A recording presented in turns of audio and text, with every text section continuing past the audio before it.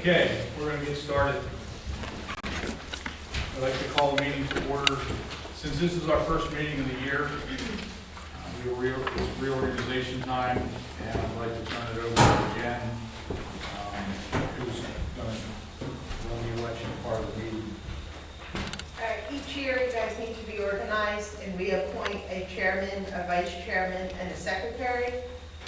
As a reminder for the secretary position, I generally take the meeting minutes and prepare them, so whoever is secretary is, designated that, but you don't have to take the meeting minutes unless you have a very strong desire to do so.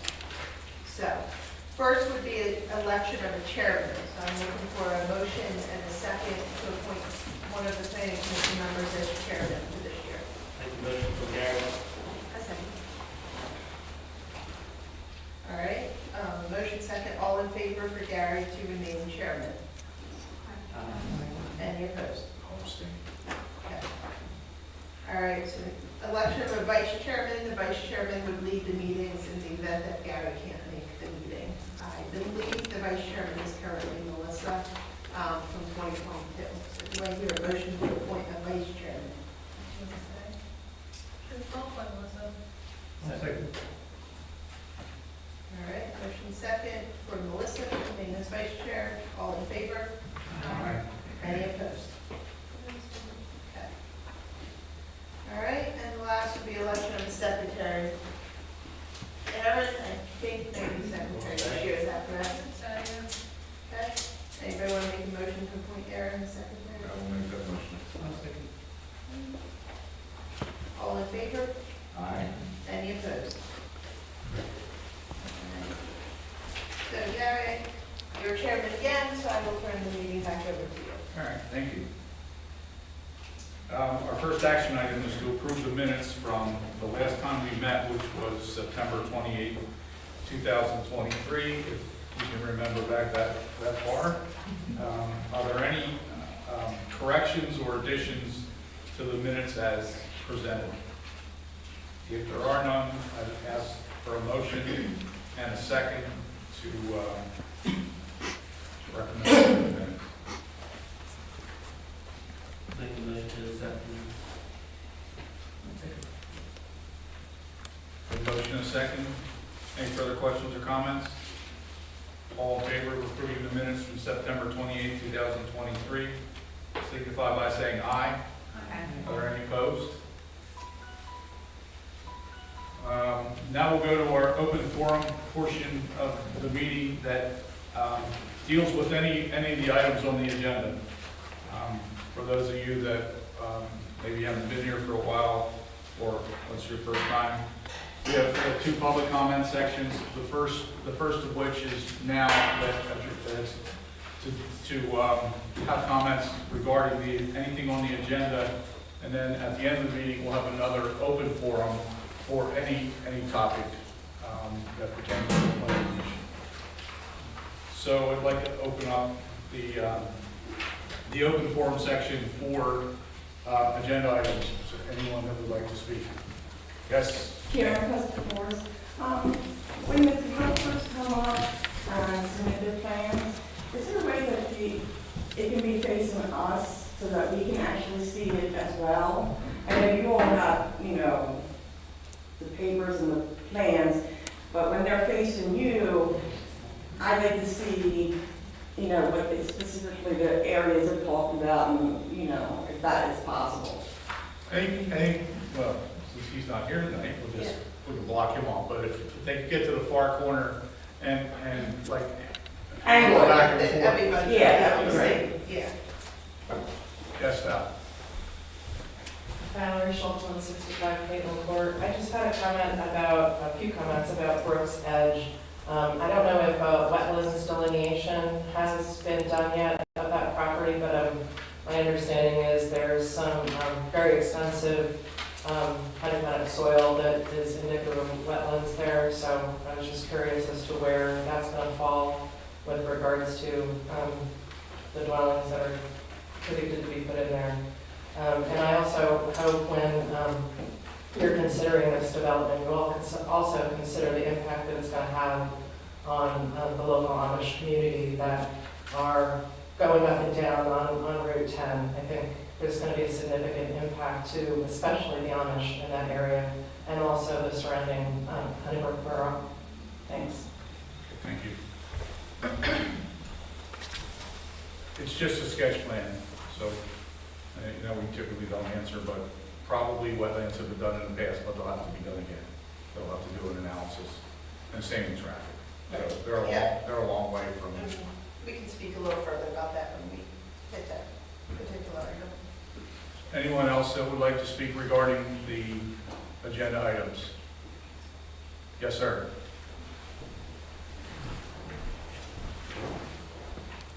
Hello, my name is Chris Taves. I work for the Chester County Solid Waste Authority, 7224 Division Highway. So on the agenda item tonight is one zoning hearing variance that we have applied for, and it's in relation to a potential booster pump station that will be on the eastern part of the township. Just something I wanted to highlight is that this will be dedicated for public use in the future, which is one of the major reasons that we are asking for a variance from the zoning regulations for this project. If you guys have any other questions regarding this project, I'd be happy to answer them tonight. And then I appreciate your time in considering this matter. It is on the agenda, and we will have discussion when after Jen presents. Yeah, we'll get in more detail on it, Chris, thank you. Anyone else? Okay, we'll move on to, the first item on our agenda is the Brook's Edge sketch plan. Is there anyone here from Brook's Edge? Oh, okay. Oh, sorry, I was looking for Roger. Oh, County, yeah. Okay. I have a plan set for each of the members, a little bit smaller, so you guys can see it. Do you want us to make a motion? Yeah, I think, put the large plan up and, On that page? Yeah, if you want to pull that easel out, I guess. yeah, that thing, Is that one? you can clip. Thank you. Since we do have plans, Just for the- yeah, try and aim it as much to the audience as you can.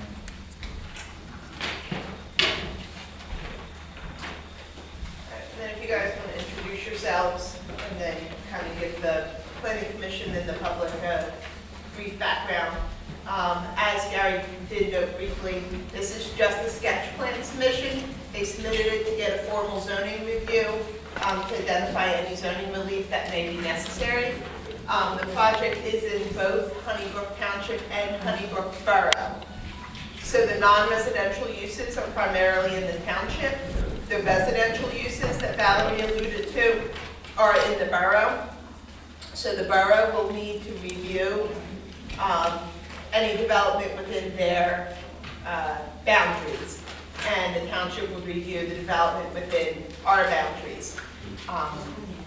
So at this point, it's all preliminary. They will eventually need to go through the full land development process when all of the studies and everything are done. So this is more of a conceptual plan for discussion purposes.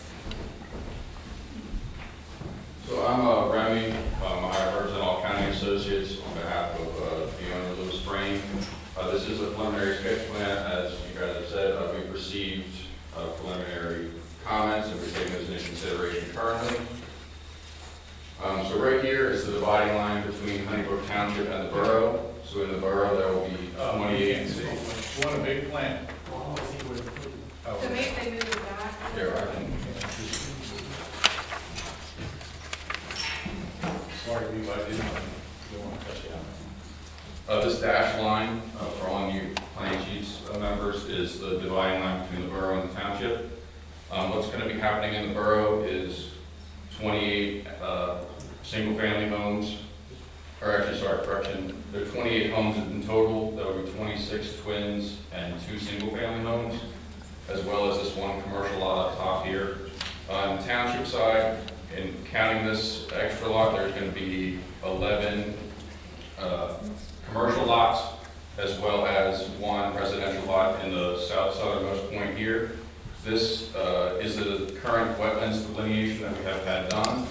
We will have to redo it again in the coming days, so we'll be able to redo that so the public knows that we're up to date on how the wetlands are going to take place. We do have a proposed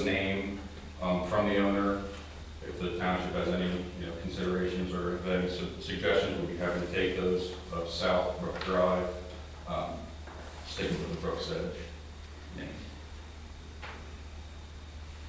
That's the entire site or just the commercial portion? So this will be Brook's Edge is the commercial part of it, and then for the borough side is going to be the villages at Brook's Edge.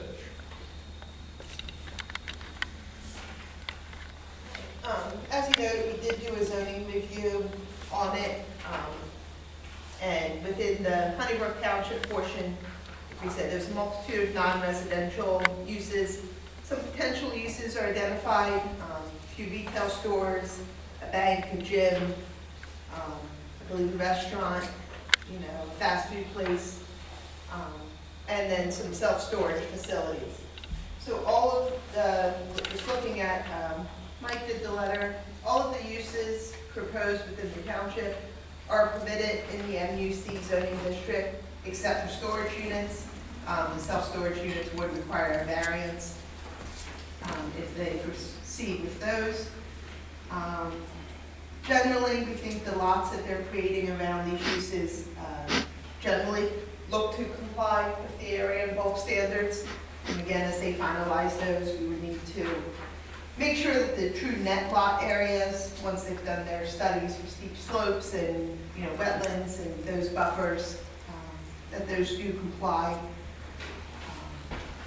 The landscaping buffers, sidewalk connections that are required by zoning, all of those would need to be shown as part of the land development plans.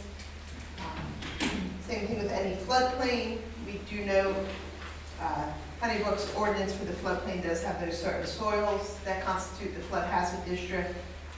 So they will need to ensure compliance with that, as well as the wellhead protection district, steep slopes, riparian corridors, all of our sensitive features. There weren't any glaring, issues or non-conformances based upon the information we had to use. But those are all things they do need to make sure comply as they move forward. It'll be served by public water and sewer. The entrances out onto Route 10 would all be subject to PennDOT's regulations and requirements. Assuming PennDOT would require a traffic study, they would take into consideration all the modes and means of traffic that are on the roadway through there. Parking, they show parking for each individual use. As those uses get nailed down, they would need to give the specific calculations of required and proposed. But the applicant appears to believe they can meet all of the loading and parking requirements that are required by ordinance. There's specific use requirements for things like drive-through services, veterinary use, which are in there, self-storage facilities that they need to comply with, those specific use requirements as well. Might note on the Saldo, you do need all those formal studies, which all county indicate they will be updating as they move forward through the process. They'll need the traffic impact study. There may be some waivers needed regarding the separation distances of the entrances onto Route 10. And from a township standpoint, any of those waivers for the planning commission or the board to consider those should be based upon PennDOT's feedback. They'll need to do the landscaping, according to our ordinance. This would be a major land development plan, so they would adhere to all of our landscaping regulations.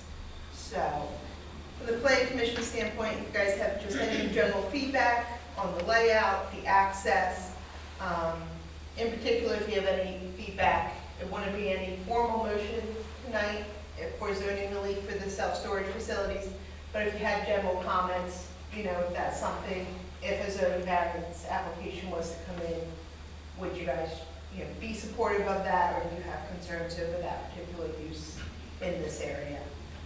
So, Can I clarify, Jen? yeah. On these commercial lots, only one is currently identified as a specific merchant, and the other ones are business categories. So are these in these categories defined? I mean, has this been determined already, this is what it's gonna be? I think that's a question for the applicant, is this, They're not. Those are just looking through the ordinance and seeing what was allowed within the MUC. I'm gonna try to take a look at the surrounding area to see what was close, you know, what could it have, could we have another restaurant, could we have another bank, stuff like that. So they're not proposed uses, right? They're not confirmed or nailed down. They're still open to, you know, kind of what vendors can come in and what businesses want to come in. Is there market demand there? We're doing, the client, the applicant is currently doing research with, you know, on his end to find vendors to come in and buy these lots. So he doesn't know that he has that yet, He's been doing his research through his but ad. he doesn't have it yet. He does not have anything current in So we don't know that there's a demand for any of this. that. That's where we were tasked with creating a land development plan for, you know, what we thought would be the best use for this area. And we thought for this layout and the proposed uses, you know, within would be something that he can kind of get started with and go forward from there. so it's kind of something as they move through the land development process, they would be nailing down, you know, those uses. So it's kind of conceptual, you know, at this point with the range of uses, you know, that are permissible in that MUC zoning district. So they kind of have the right to pick any uses that are permitted. So this isn't gonna be like a shopping center, one parcel, these are gonna be specific, separated out parcels? Correct. Correct. So whoever comes in is gonna buy the parcel for that particular store or building? Yes. And will they do the improvements on the pad site, or is that going to be done by the developer, by the owner? That would be between the agreement between the developer and, you know, whoever would want to come and buy a lot. I believe we're looking for a business to kind of create like an HOA of a certain kind to be able to take care of their own individual lots instead of the owner. But again, it's open to discussion. But you would, or the owner would create that HOA structure, not the individual users. Correct, yes. That'll be part of the approval process. Well, they would need it for the stormwater area, I would think they'd all have to contribute to that. Right, and the maintenance of. It's almost like being a condominiumized kind of like. Yeah. Yeah, I was just unclear. It sounded like what he was saying was they would each have their own HOA.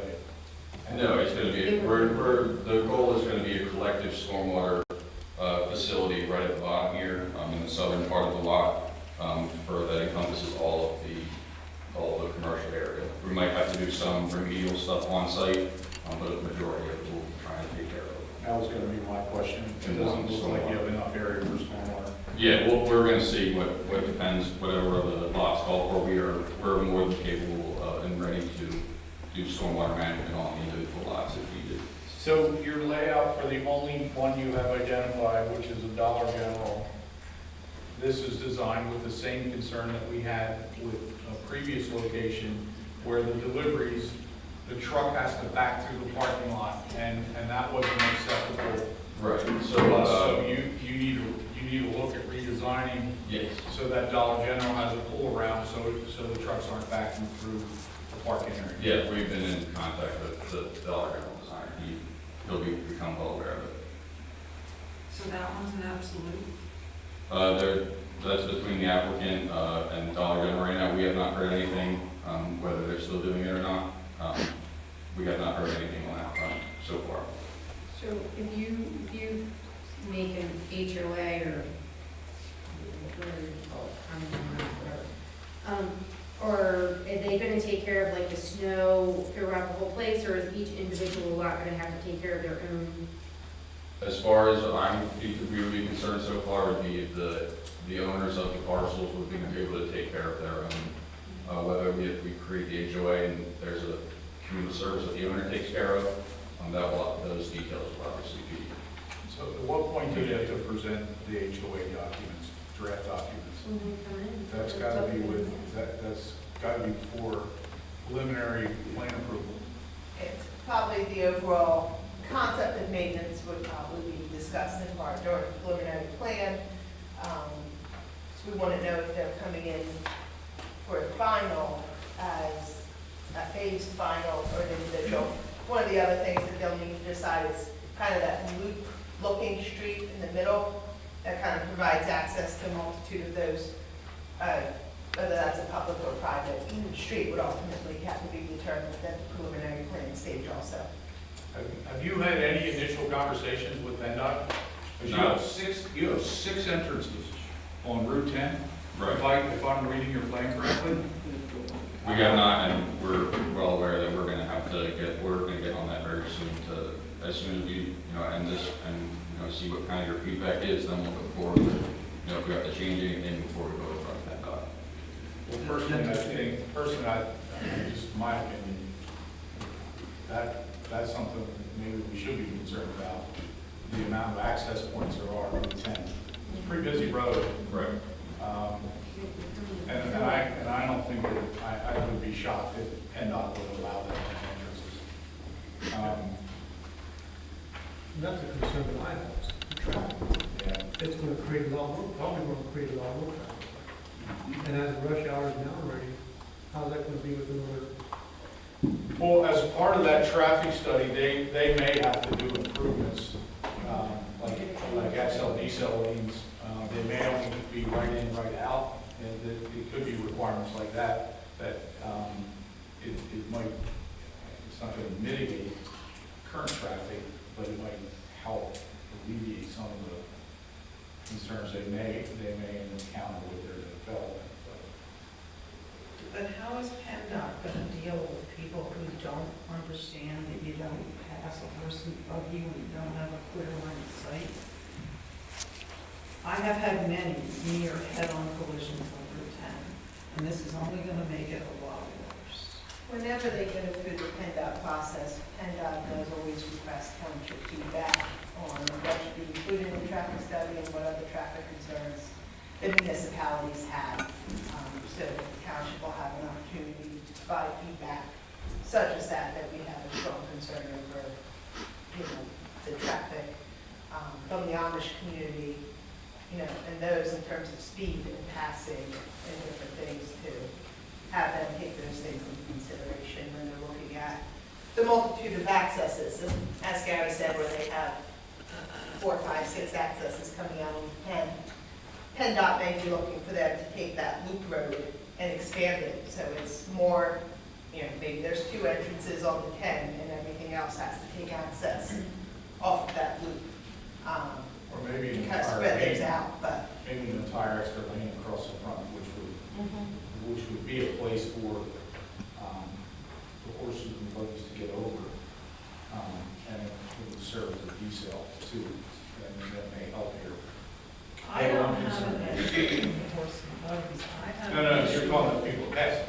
Right. But this extra lane, if they would put an extra lane, that could alleviate I'm that. not convinced. Well, the concern that could create there would be, if it would be on that third lane, people coming in and out of this, that could almost clear the. I would hope that it would be different than someone flying down through town, but, just to see what happens when. What's the speed limit right there? It's 35 driving. Yeah, the design will be, what's it, 80 percentile of the gun speed? Yeah, we'll make sure that the traffic study is taken into consideration with all your concerns, and we take into account, what we can do to alleviate any possible stresses. I also have a concern about this intersection of 10 and Walnut Street. Right now, that has been farmed during the spring, summer, and early fall. So for about 4 months, you have corn that you have very hard time seeing over. If you're on Walnut, maybe go left onto Route 10. But the rest of the year, there's no problem. Right. But once you start building buildings, you got a problem all the time. They'll have to show those clear sight triangles at the intersection and make sure that the development's outside of those. Okay, how do they determine line of sight? I think, PennDOT will have their own requirements if you're running into 10. But there's a stipulation usually at intersections, there's both like a 75-foot, can be longer with arterial streets, that from the intersection of the center lines, you go back 75 foot on Walnut, and then you would go 75 foot along the center line north and south on Penn, and draw your triangle legs. Sometimes that distance, and I don't know Honeybrook's off the top of my head, along an arterial street is increased to 150 foot, and they have those legs coming back. So it's not just your clear sight distance up at the intersection, the one that's measured like 10 foot back from the edge of the road. At the street intersections, there's a much wider one that needs to be put into place. So, But if people aren't driving the speed limit, if they're driving way over the speed limit, they're going to be coming through that line of sight much faster. and that all will come in, they'll, as Gary mentioned, they'll have, as part of their traffic study, even though the speed limit says 35, if they do their traffic counts and analysis out there and they find that that 85th percentile speed is higher than the 35, they'll have to base all of their analysis and site distance requirements on that higher speed. So in terms of that, I was just thinking over this, it's really be nice to put in there to be like an Amish market. Go talk to the owner. It'd just be an idea, a recommendation. You know, if someone can, a lot of local people work. Right. And that could be a recommendation I can make to thing, I'll talk to them more, so I can send that recommend to them. Because it's markets that we have now, if you down in Westchester, Reading, I think we're the closest ones. You should go talk to him. I mean, maybe you could use I think it's that maybe he's thinking about.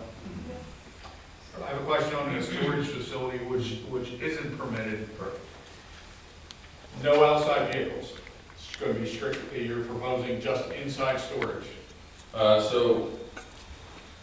This, out the north of the lot here, he had, and then the owner would like to do, vehicle storage. We will have it shielded with, landscaping. In the business industrial district, it is permitted use, so try to follow those kind of guidelines. That might have been, it might be with the borough. Don't quote me on that. But we know that you have to be off of the roads a certain amount of feet and have it screened away so you can't see it. So that's what we try to do with the landscaping here in the design. So Jen, as far as like when you're looking at this residential cul-de-sac, is this entire property, like, is there gonna be some open space that they have to allow? Or are they subdividing this section off, or how's that working? Correct. Those lots for the residential are fully within the borough, so they'll need to meet whatever the borough's requirements. Their zoning's the same. I don't know what their saldo speaks to on terms Will of. that be subdivided off from this? Yes, so there's going to be the individual lots around the non-residential, then partially within the borough and partially within the township is in the center.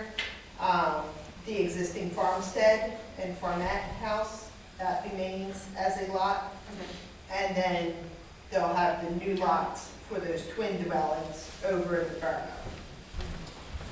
So any open space and stuff that would need to be provided for that would be subject to whatever the borough's SALDA regulations and things like that are.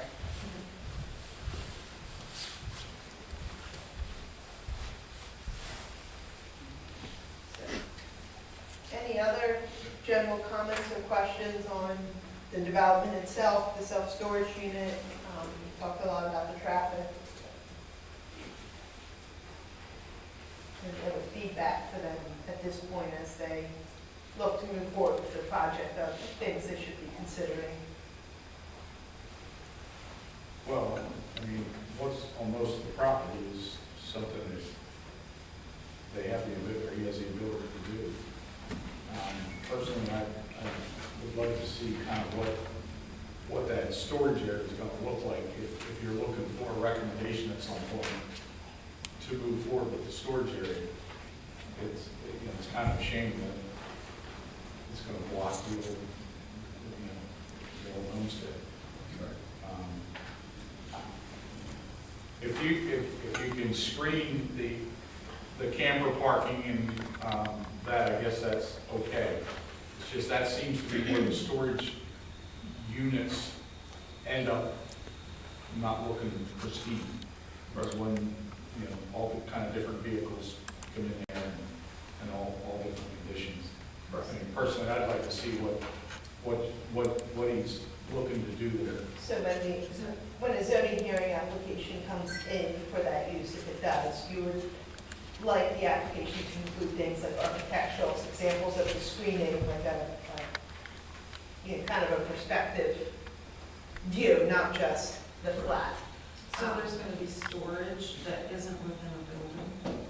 For vehicles, yeah, that's what he just said, that's why my questions were. At the north side, he's indicating these little lines up here around the trees So would be we're having storage for campers and 5 buildings plus. larger vehicles.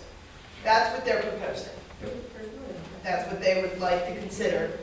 Again, it would have to come through a zoning hearing. You know, you'd be able to give formal comments at that point. But if you have general comments, you know, that would help you be more supportive of that variance, I'm sure they would like to hear them. You know, whatever your major concerns would be that you would want them to consider mitigating in order for you to consider, you know, giving a positive recommendation on that relief. But like we said, that would need to be a variance by the zoning hearing board. I don't think we want to see another area of a trashy looking place. I'm thinking of a storage area was like straight row of storage units. I think that's what they're kind of proposing there, but still, I mean, personally, I'd like to see what the screen's gonna look like. Right. So that everyone else, what everyone else is gonna see once it's built, if it's approved. And as the applicant has been in talks with a few storage unit businesses, so as we move forward, and if the zoning hearing board does approve it, we'll make sure that we have, you know, renderings, and if we have to enclose the vehicle storage so you can't see the vehicles, even if you're looking through the trees, I'm sure that, you know, if that'll be more favorable to get the zoning hearing board on board, then I'm sure that's something we would be able to apply. Do you know the screen, is this HQ? I'm not sure.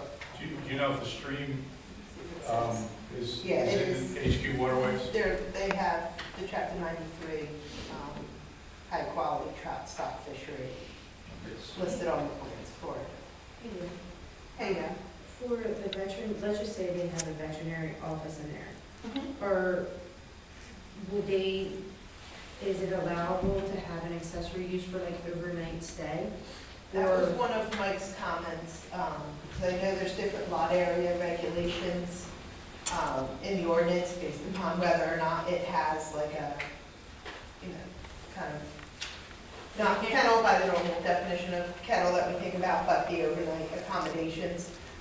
So that's something that they would need to determine if that office is planning to have that, and if so, comply with the ordinance requirements. You know, I'm just looking for Mike's comment. I just can't remember, Oh, I yeah. know there's certain, hours Right, of it says, operation, so. yeah, the applicant shall address all requirements of this section for veterinary use, specifically whether animal housing will be provided, as this may impact the minimum size of the proposed lot necessary to comply with the ordinance. I feel like if it has overnight housing, I think the lot size may increase from to almost 5 acres. Don't hold me to that off the top of my head, but there are specific use requirements for veterinary offices that do have stricter regulations if there will be housing of animals, overnight accommodations and things like that.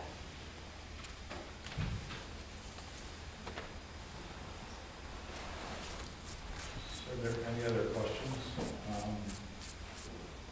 So what is your next step? To get a scoping meeting with or have a sit down with them to? Yeah, so we'll start, coming out of, your guys' comments, we'll start addressing the review letter that we received earlier in the month, and then start the conversation with PennDOT, and then if the applicant would like to move forward with the zoning hearing board, we'll have to get that application in, and then obviously keep addressing, getting the studies done to move forward in the planning process. And as you schedule any pre-application meetings with PennDOT or the Conservation District for the NTDS permit, the township would like an invitation to Or those meetings.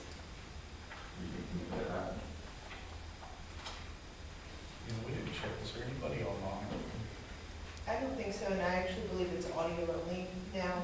Do you like to hear the board meetings? That's correct, but Yeah.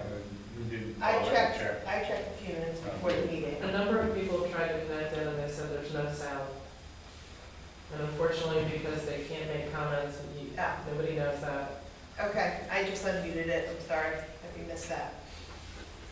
So, Another consideration of mine is just keeping in mind that you also have the school right there, and those buses come out onto Route 10 right there too, and there's a traffic light or anything, or traffic, I think they get pretty backed up at dismissal time as it is trying to get out onto Route 10, So that'll be another Another thing for the consideration. township to bring up as part of the scoping meeting is not just the peak rush hours that's the concern, it's that the morning bus times probably correlate fairly with rush hours between 7 and 9, but you'll have an earlier afternoon peak with that elementary school dismissal there.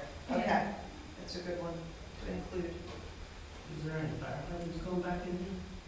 The fire marshal's gonna have to approve, Yeah, I would say look yes, at the it's truck right. circulation, hydrants, access. The fire department does always have an ability to comment on the land development proposals.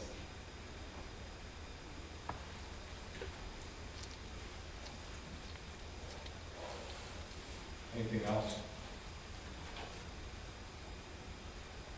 So you've heard the comments. I feel like it's gonna be really hard to get this many people there. Have you even looked at stormwater yet? Not yet. That's gonna I think it's gonna be hard to get all Yeah. that down without subsurface stormwater under some of the parking areas. Yeah, I'm imagining we thought that that's probably gonna have to be, we're gonna have to take some of the stormwater and do it on site, whether it be small rain gardens or something. You haven't done any infiltration testing or anything like that? Not yet. But when we do that, we'll see what our requirements are and what we need to do. Okay, there's nothing else? Thank you. Thank you.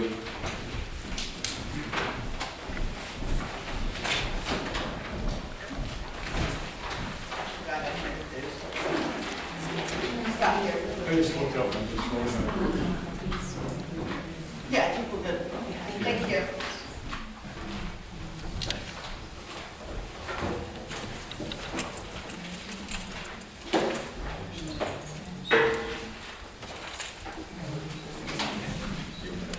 Okay, we have a few zoning, hearing and conditional use items to address.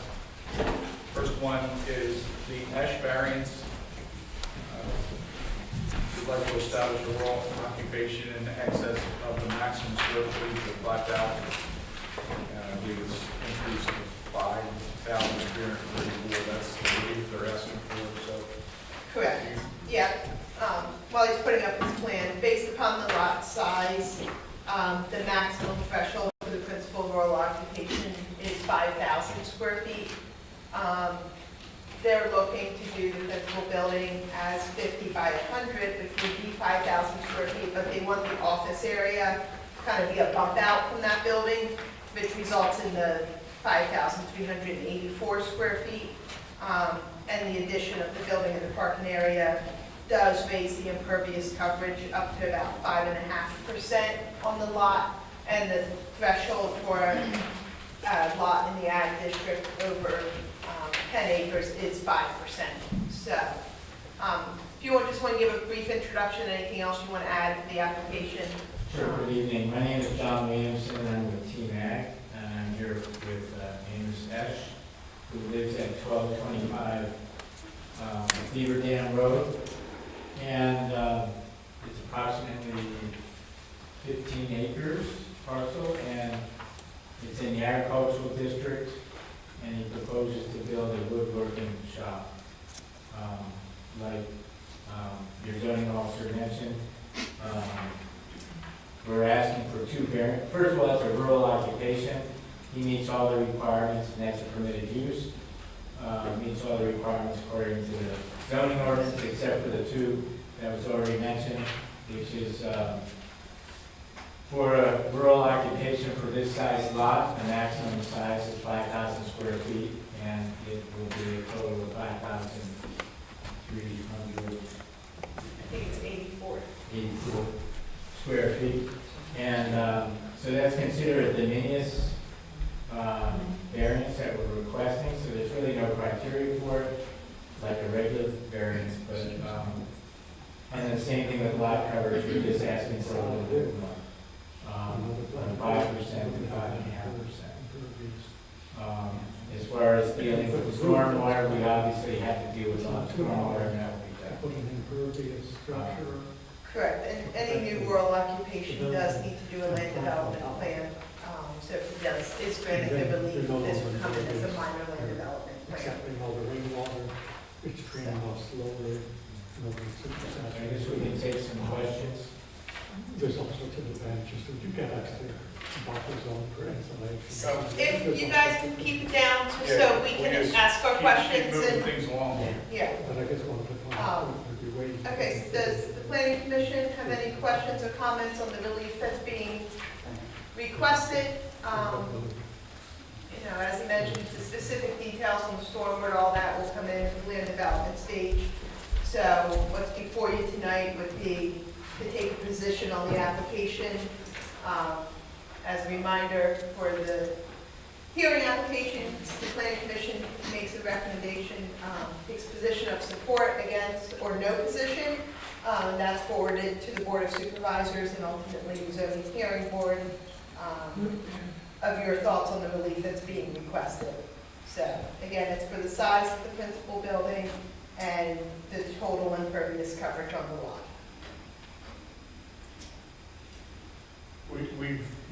We've granted or supported this in the past, in past years of similar situations. Personally, I don't have any concern with it. You need a motion. Well, the motion would be either that the planning commission would move to take a position to support or take no position or against. So your motion would be, I'll make a motion to support. okay, need a second? Are there any further questions or comments? All in favor of the motion to support and recommend to the zoning hearing board and the supervisors that we would support granting the relief, signify by saying aye. Are there any opposed? Okay, thank you. Now, I noticed that this will be brought up at the Board of Supervisors meeting. Correct. And neither of us can attend. Okay, I assume that's okay. yeah, that's fine, I'll let them know, and we'll forward the position from here, but it's pretty straightforward, so. Right. And then, as soon as the zoning hearing itself is scheduled, you'll get notification of that. All right, thank you very much. Thank you. Okay, our second item under the zoning hearing board conditional use category is the request from the Chester County Solid Waste Authority to reduce the area for the pump station. Correct, so Chris Troves is here from the Solid Waste Authority. So on the property of the current Pleasant View building on the northwest corner of Reservoir Road and 322, you have a plan that was included in the application. They're looking to subdivide off a lot that has a gross area a little less than half an acre down near the intersection and to develop it with the booster pump station building itself. just a short driveway, little parking area. It is zoned business industrial, so the minimum lot area is 2 acres, 2 net acres. So they're looking for a variance from the lot area, as well as there's a 50-foot building setback from all lot lines in that district. Given the small size of the lot, they would not be meeting that setback from a more or less kind of the rear lot line if you're standing on Reservoir, road looking in, and the side one heading north on Reservoir Road. It would meet it from 322 and Reservoir Road itself. They are proposing evergreen screening around the fencing that surround the pump station as a mitigation measure for the reduced setback. Chris, I don't know if you have anything else to add to that? Yeah, I apologize, I don't have a large amount to put up on the board there. But I do thank you all for taking a look at this. This has been several years in the making, and this is a joint venture between us and the Honeybrook Borough Water Authority. Like I had said earlier during the action items comment section, we will be donating the land, the building, and the public water line, once it's constructed, to the Honeybrook Borough Water Authority for public use. So this will be benefiting residences that are along US 322, Lancaster, Old US 322 as well. So I just wanted to make sure y'all were aware that this will be dedicated for public use as well. This land came from Pleasant View. It will be subdivided off of the main Pleasant View welding track, and then Pleasant View welding itself will own the balance of the land around there. So they're just cutting off the corner of their existing lot. And the purpose is to get water to your facility. That is one of the purposes. It's also going to be providing water to other residences along US 322 as well. So we will be one of the end users, but I believe that there's up to 50 potential connections that will be connecting to this water line as well. Well, I don't know why you would need 2 acres for a pump station anyways.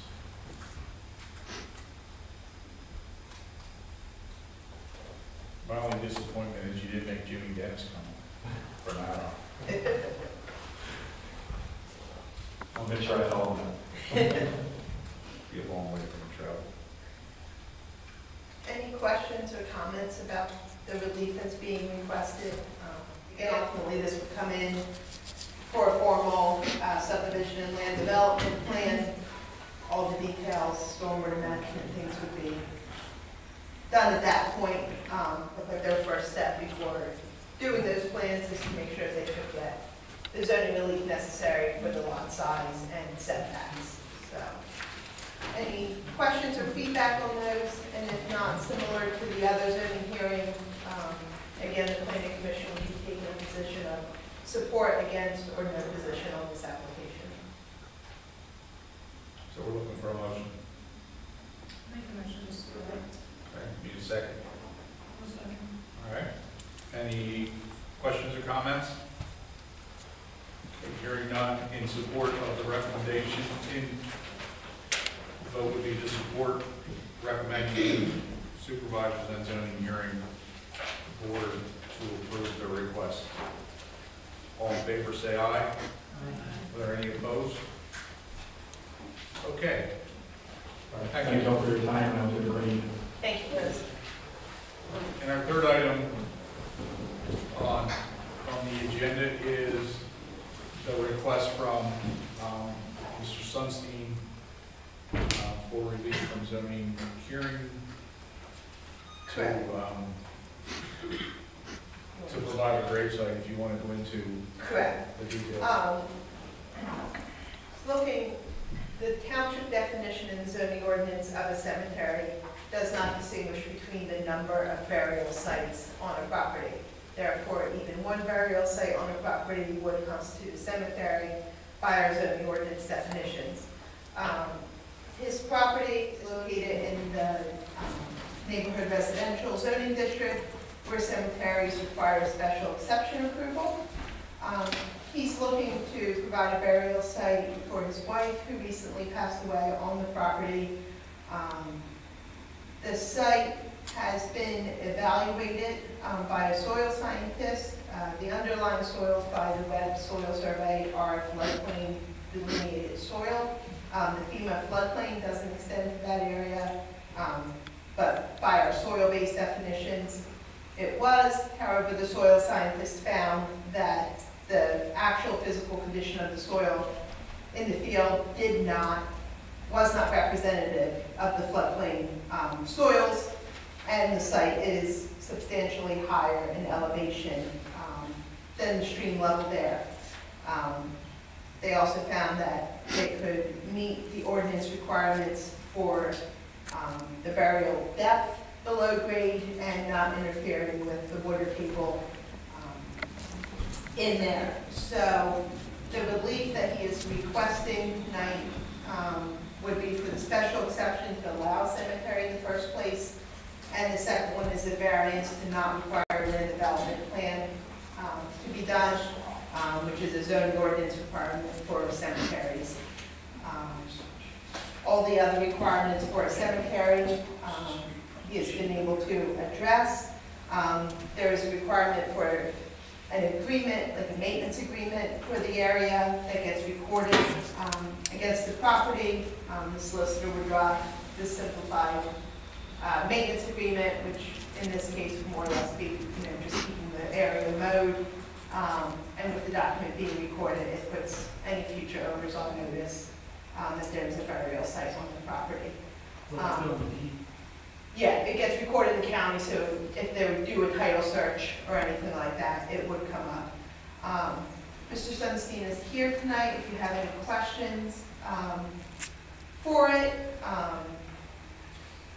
This is, an important issue to him, to honor his wife's wishes, but this is the process that they have to go through based upon the ordinance requirements. Is there a requirement for all concrete? I believe it's just a depth below grade and a certain amount above the water table. And part of the soil analysis data show that there wasn't a potential for like groundwater contamination or anything. And the soil scientists didn't indicate that that would be an issue. But I don't think there's a specific concrete requirement or anything in our ordinances. Will the deed restriction have meets and bounds to define the area of where exactly it is? I believe So it would include a plot plan. We provide some distances from some of the existing structures and features on the property where the burial area would be. I'm not sure if the solicitor will require actual meets and bounds. That's the only comment I have. I don't have an issue with your request, but I do have a little bit of experience with this in the state of Delaware, and it was not delineated exactly where the burial plot was, and it created a little bit of a situation. So my question is, will the area, 20 by 20, 10 by 10 or whatever, just be in that recorded document to say, like your dimensions show, it's X number of feet from here and the area, just so that In the it future. can be identified in the future Okay. for subsequent property owners. I presume you're addressing me to answer that, and I would like to, but first I must speak to very important legalities, and then I will speak to your question, which I think is an important one. The law and legal systems that we have are very, very opaque for the general man and woman in our world. They're not as opaque as they are in the European Union. In the European Union, the members of Parliament do not even know how many presidents the European Union has. This is literally the case. There's presidents of this, president of that, and there's debate about how many presidents it has. Here, in our general geographical areas, there's also great unclarity. Most of you probably have no idea that there is a flag. It's a military flag, and it's not the civilian flag for the United States.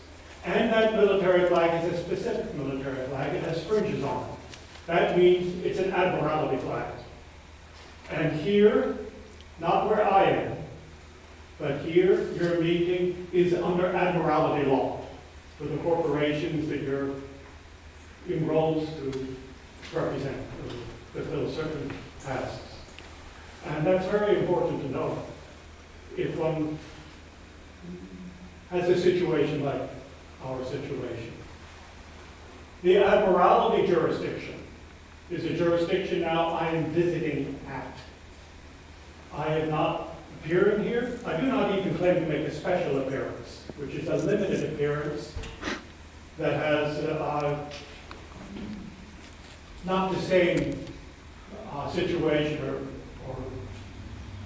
it's very different legally than what makes a general appearance. If I would appear here, then I would be under your jurisdiction. So I specifically state I'm not in your jurisdiction. I'm a living man. This living man before you, in a certain sense before you, but not maybe in the legal sense. I'd have to clarify that in terms of how the legal world interprets this. But this living man that I am is called Willard. Now, I'm not that name. I'm a living man. Here in this outer world, I'm called Willard. My name is an unspeakable name, known by our Redeemer, Christ Jesus. It's a name given to me by God. And just as God's name is unspeakable, so is mine. Here in this outer world, we need to communicate in ways without our languages. We have an outer mother tongue. We have, since the time of Babylon, in a certain sense, a diversion of mother tongues. It's not the tongue that was originally given by God. And so there's confusions. And we have to be very careful in terms of these confusions when we're dealing with really intimate, heartfelt issues. And I stand here really, literally in God's jurisdiction. My body's been created by God. None of you, no admiralty courts, no government created my body. It stands in God's jurisdiction. And just this matter can occupy, two pieces of matter can occupy the same space at the same time. And the space that's occupied by my body is in God's jurisdiction. It's not part of the admiralty jurisdiction. And I say this also in real love for you as women and men here, in God's jurisdiction also, but fulfilling roles in the jurisdiction you've been called to fill roles in. And they are not an easy task to do that. It's very, very hard to get clarity in life. How are we living as men and women? It's a very confusing world. We've fallen since the time of Adam, big, big time, in so many ways. And we've created a man-made world now with, if I may say so, horrifying technologies. And among the technologies is the legal system. The legal system that, for example, empowered Hitler to do all the things that he did legally. And has empowered so much, empowered the wars, like the Vietnam War, which really strongly impacted my generation, which was based on lies. This came out from this very courageous whistleblower, Daniel Ellsberg. These legal systems, they're tasks for us. And it's not easy to deal with them in a way that we can really say we're doing God's work. It really isn't. And I really do feel for you. But I do speak here as the living man that I am in God's jurisdiction, visiting at your meeting, that I have been forced under duress so that we may practice our religion, so that in the name of a fictional entity created by the government, created by worldly powers. This entity is called Willard Sunstein, typically styled with capital letters, like on the driver's license that I have on my passport. Capital letters you can look up in the legal books. You can look it up in Black's Law Dictionary. That's used for corporations, other debt entities. It's also used for slaves, all capitals. And as we start capitalizing letters, then they diminish the rights. You can read about this in Black's Law Dictionary. When the United States was founded, there was a much deeper understanding of this. There was an incredible instinct among the people who founded this whole country. They knew about sovereignty. They knew that each living man and woman was sovereign in God's kingdom. And they did not feel they had to follow the powers of a pope or a king, but they had a direct connection to God. And this has been more and more occluded through the years in the evolution, so that it's not as clear. And there are people who are waking up to this. I'm one of them. And I want to make sure, if I'm going to be living truly, and this is a task really I have to do for God, I also have to develop clarity in terms of how I stand in life, how I live. And for this reason, so I don't commit a sacrilege, I make these statements. It's not because I'm trying to force anybody or do anything in this way. I want to live by love. I want to live by love alone. And my commitment is to live by love and not even by law. I want to follow Paul's word. We get rid of the law so sin is no more. I will live by love. Then law is needed. Not even God's law. Because I will not break God's law when I live by love. God doesn't want me to be a slave to God. God wants me to not just be an image of God, but God stands with me in my heart, in my whole flesh, in my feet, on this earth He created, and God wants me to be loved, just as God is. I'm not saying I'm perfect in this realm. Far, far from it. But this is my striving. This is really, really my striving. And I call upon each and every one of you to try and help and aid in this situation. Because my wife and I, my wife now in eternity in my heart, called by God for the work she has to do, and couldn't do in the flesh, even though she lived her whole life in the flesh, just devoted to love. That we are called to birth a church. This church birth began with her death, being called by God. We had been embryonically carrying this, feeling God's call, this church. And we've been meeting on the Sabbath with people for this church. But the real birth began when my wife was called by God.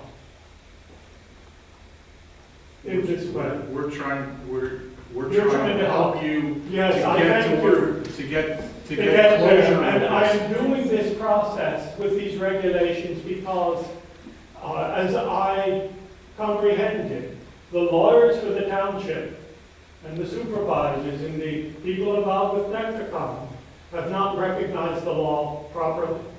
And they not only didn't recognize the law properly, they misinterpreted the legal system and the statutes. And they misinterpreted them in a way that went against the Pennsylvania Constitution, not just against God's law, to prohibit religious activities.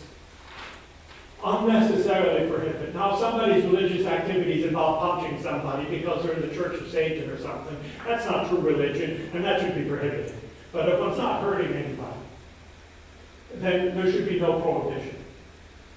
And there are many townships without any burial or cemetery regulations. It's not a necessity here. Jennifer, and I will get to your point, Gary, regarding needs and bounds. Jennifer, I quite strongly disagree with your comment. I don't know how you came with it, that because because cemetery did not define how many graves make a cemetery, that one grave constitutes a cemetery. If something's ambiguous, it's ambiguous. It's not defined. It's not defined in the regulations. And to assume it meets one is a grave, grave error. And that wasn't a pun intended, but I realize it didn't make one. It's a horrific error in this case because it's hindered our religious rights. And if we look in the Black's Law Dictionary, look into other sources, what we'll find it's always a multiple number of graves. Typically 6 is the way it's often said when it is defined. So if it's undefined, it's ambiguous. And it should be open then to interpretation, and to interpret it voluntarily to undermine somebody's deepest religious rights. This is real how. But I think, I don't mean to interrupt, but Yes. I do want to try and get some Please closure. do feel free to interrupt. But I think the way to expedite this, to get this closed, is, To go through this permit process. right, it's And not, that's why I'm doing it, I understand. because the other laws, which can be enforced, I have friends who have gotten them enforced. I know people who have gotten judges thrown out of their roles because they broke the law. Not the legalities, but the law. But I don't want to go that direction. I want to go as quickly as possible, but I think it would be possible through people standing as living men and women and reinterpreting the regulations in a just way, that we could expedite this even more quickly. That's my hope. That's really, really my hope. To speak to your hearts that this would go more quickly. But yes, this is the reason why I, who have power over that slave, Willard Sunstein, I have power to make contracts for that entity, that fictional entity. And fictional is a legal term. A corporation is a fictional entity. Also, all caps names are fictional entities. That's a legal term. You can look it up in the legal dictionaries.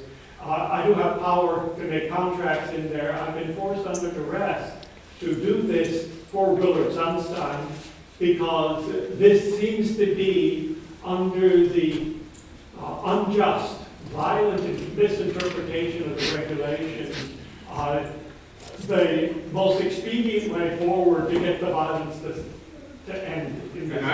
and I think what we need to do is, we need to decide what our position is to get it off, I don't mean this in a negative way, but to get it off our plate, to get it finished expeditiously. I thank you very much. And I mean, now I'd like to hear what the rest of the planning commission has, and we may be to the point where we can make a motion to move this forward so Yes. that we do exactly, maybe not exactly what you want, But but in the direction. help you get to the end. Yes, and that's why I'm here, that's why I'm going through all this. I would like to quickly, if I may, and I'm sorry for all the time I'm taking. I don't mean to take up much time, but it's not easy to give the whole truth. And I really feel I had to speak as I spoke, so that the whole truth can live here. And not just some horrible half-truth.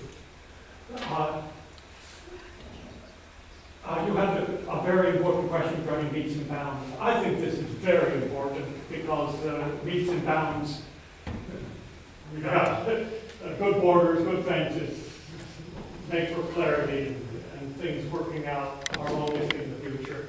There is very close to the gravesite, there is actually a survey pin that was put in by the company that surveyed the whole creek and determined all sorts of things for the bridge construction that was done in 04 and 05. It was completed in 05, in the summer of 05, there on Chestnut Tree Road. And that could perhaps be used for the meets and bounds, but I also think that's a very sensible thing to do, that we would have specific meets and bounds in a way so that would be full clarity within the how this would be in the deed. I'd also want to point out good friend of mine who knows the law. We're setting up a trust for the church. This will become church property in the trust. And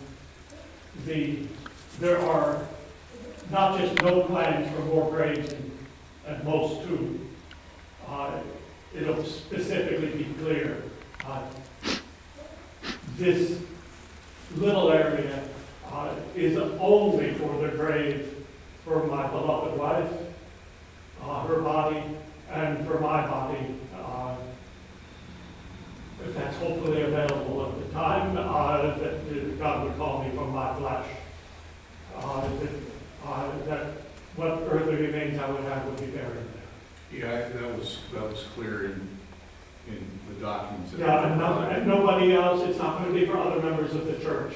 Our church will have a cemetery later. We're working on this already. I've spoken with members of the church that our rights be secured. Really, really secured. Our members are horrified with what happens to my wife's body, that the coroner stole it. Stole it with police force. This was a horrific travesty to justice. I can tell you, I've had the Damascus experience.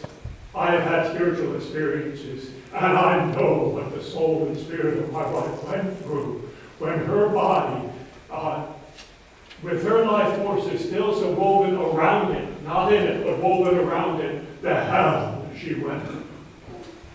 And that is a horrific hell.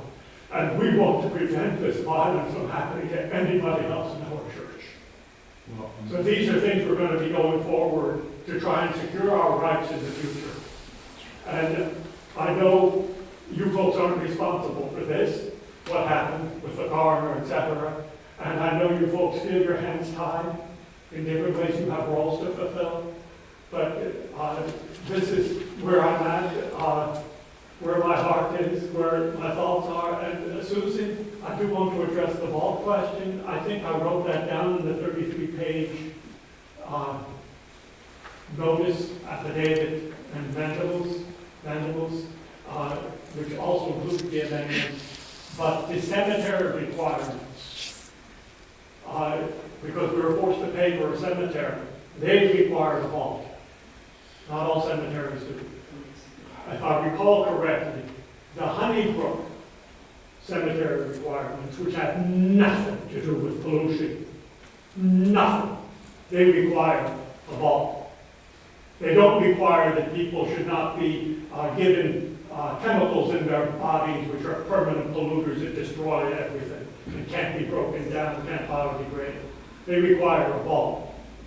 There's other requirements and aspects to it which are actually anti a good pollution sense. But that's another matter. But a vault was required, a vault was used in the plain Amish coffin in which my wife's body was laid for the viewing. And this went into the vault. And the flowers from the 100 people that were gathered at the funeral on the vacation time and came as far away as from Massachusetts, Maryland, New York, etc., to come to her funeral, they laid flowers in that vault on the coffin. And my wife has made it very clear that it's imperative that the vault itself be moved, not just her coffin, and the vault be put in our property because of the love of the people laying those flowers there, that this should not be disturbed. So there will indeed be a vault. In this case, that a vault will be placed at the depth. Also, that the Honeybrook Township wishes as the standard depth, and my wife wishes that too, because that was the original terrain that God made before the colonial people added earth on top for the technological progress of building the mill. So the vault will be laid on God's terrain, under the earth, at the level that the Honeybrook Township regulations in general require for cemeteries, which, in my estimation, this is not at all. I'm sorry for the forcefulness with which I speak. I really don't mean to speak so forcefully, but it's, We understand, it's Thank you. sensitive. Are there any other questions?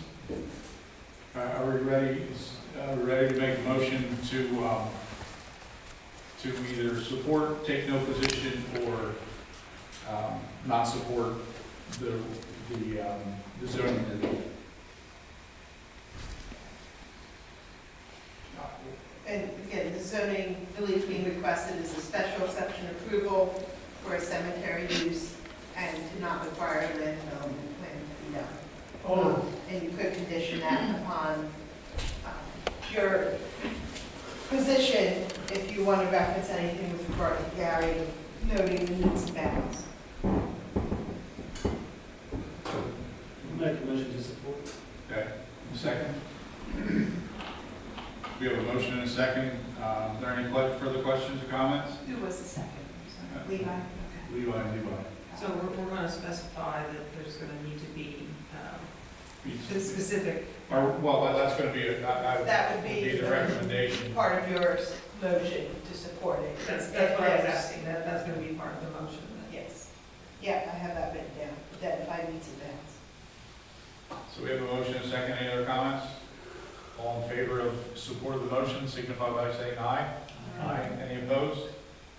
I want to thank you very much, but I do have a couple more comments if I may. I'm trying to be quick because there are all these patient people waiting with their, See, now you got your approval. Now you're in the 3 minutes window. thank you, Gary. Trying to be in the 3-minute window here. I can get my head together with this.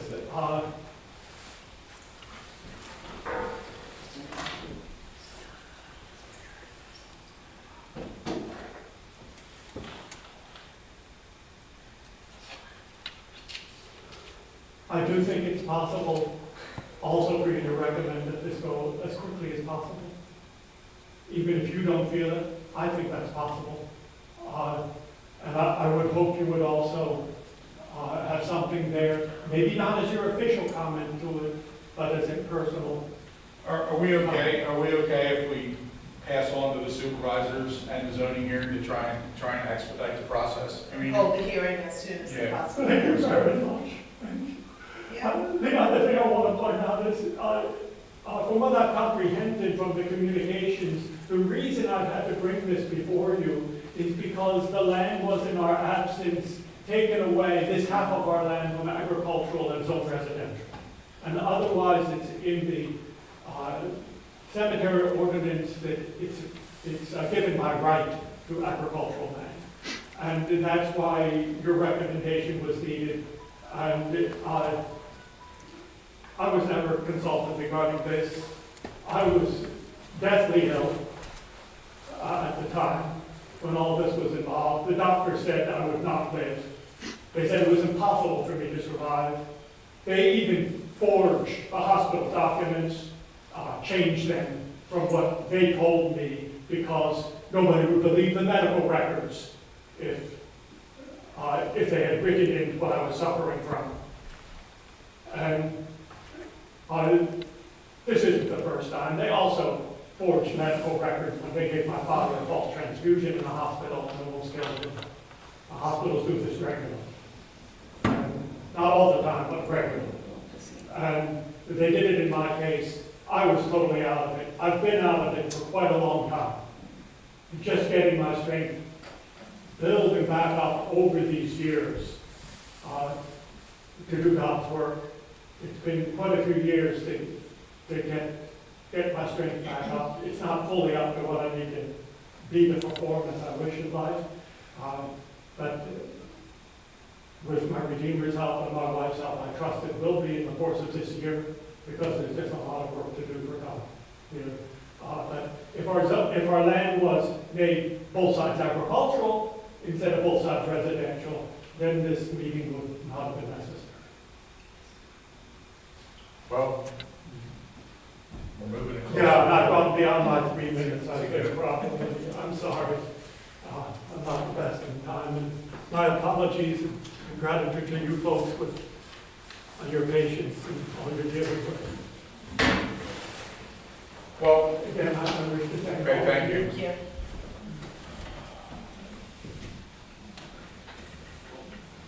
Thank So you.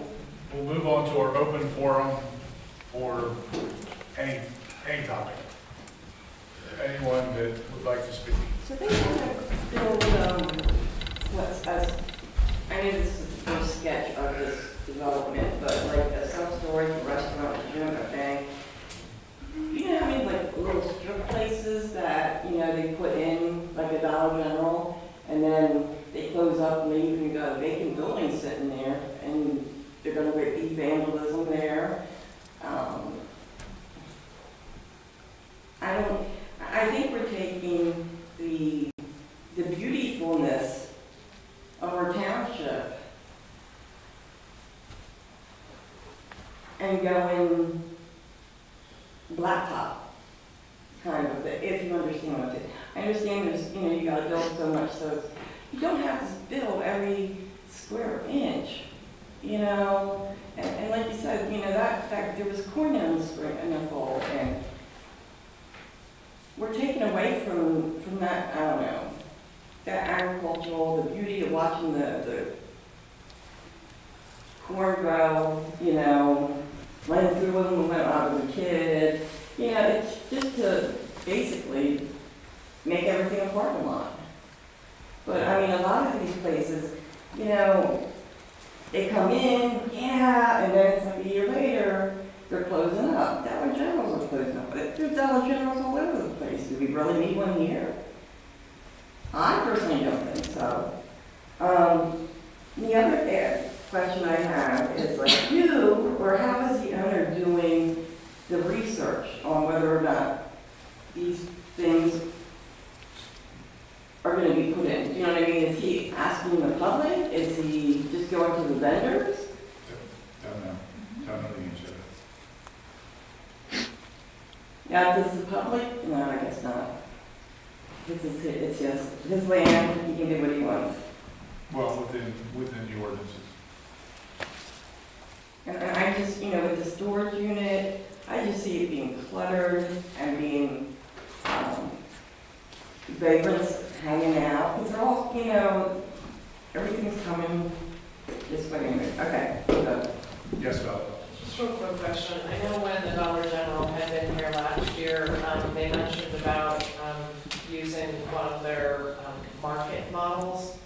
So to your point, Levi, I mean, I think we should find out what kind of Dollar General it's going to be, because I don't know that, you know, having a market there would be appropriate, especially with the Route 10 market being right down the road.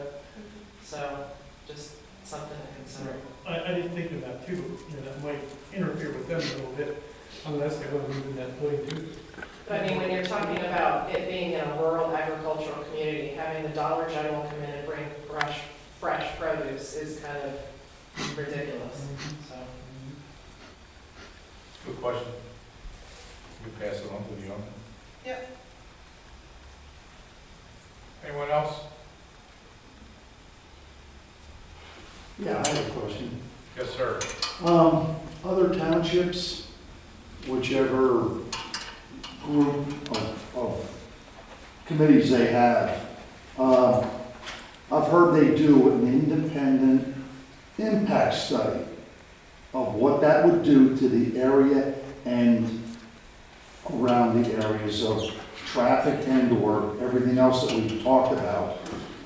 Has that been done on any of these projects that have been okay in the township in the past couple of years, or 10 years, or 15? Because there's other townships that are doing this, and some of them are like finding out that we can't do this as far as your traffic concerns, or the Amish concerns, or everybody's kind of well-being and safety. That's all I'm asking, if anything has been done, study-wise. I don't know. I don't think any of us know the answer. I mean, should we do an independent study and push it down that road too? It's always nice to have blacktop, but if you don't have accessible roads to get to the blacktop, forget it. You're not gonna get anywhere fast. And you're gonna have accidents. a lot. Downtown now is having a lot of accidents with all those apartments and stuff that they're putting down there. A gentleman yesterday got T-boned at one of the intersections because somebody flew through a red light. You're gonna have that happening here. That's all I'm trying to convey a little bit. Understand. Oh, I have one more question. If I kill my husband, can I bury him in the backyard then? You get approval to have a cemetery. Well, unless you're ag zoning. Yes, and then you still have to meet all the cemetery requirements. That has happened upstate, you know. And you won't be buried because you'll be in jail. There was a lady upstate that did that. That buried her husband in the garage. And I think she went to prison.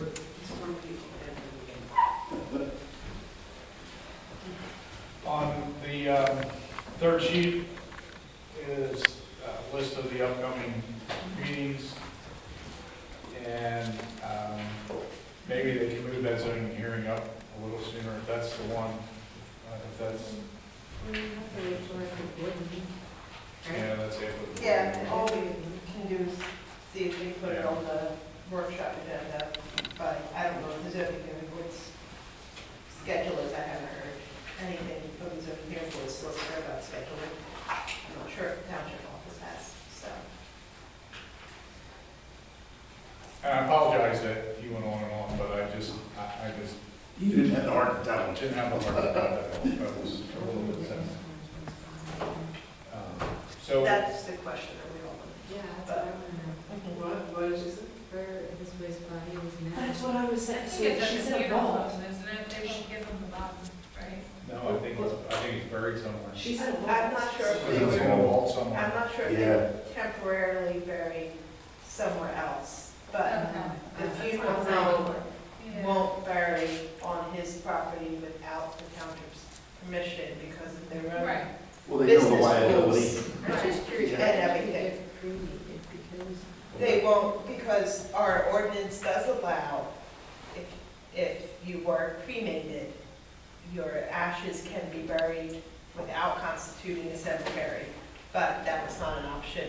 I don't think that's. We're talking But he was comfortable with, so. Yeah, and usually a vault is. So are we ready to adjourn? Need a motion and a second to adjourn? Motion to adjourn. We have a motion, we have a second. All in favor? Thank you.